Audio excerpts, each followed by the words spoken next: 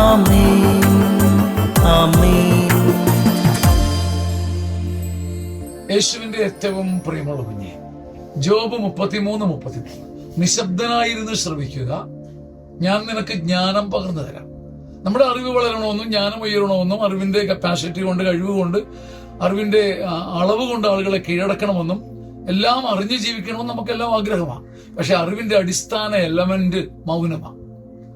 വാക്കുകൊണ്ടും ബഹളം കൊണ്ടും ഭാരങ്ങൾ കൊണ്ടും നമ്മുടെ വാക് സമ്പത്ത് കൊണ്ടും ശബ്ദ കോലാഹലം കൊണ്ടും പലതും നേടാമെന്നാണ് ലോകം കരുതുന്നത്. പക്ഷെ ജോബിന്റെ 33-ാം അധ്യായം 33-ാം വാക്യം പറയുന്നു, നിശബ്ദത അടിസ്ഥാനമാണ്. മൗനത്തിന്റെ അഗാധതയിലാണ് ജ്ഞാനം വിളയുന്നതും വിടരുന്നതും. മൗനമില്ലാതെ അറിവില്ല. എന്നാൽ ഇന്ന് നമുക്ക് ഒന്ന് മിണ്ടാതിരിക്കുക അസാധ്യമാണ്. ബഹളങ്ങളും ശബ്ദങ്ങളും കൊണ്ട് മലീമസമായ ലോകത്തിൽ ആര് മൗനം പാലിക്കുന്നു, മൗനത്തിനകത്തൂടെ പാമ്പഴഞ്ഞു വരുന്നത് പോലെ ജ്ഞാനം ഇഴഞ്ഞു വരും. ഈ ജ്ഞാനം നമ്മളെ രക്ഷിക്കും.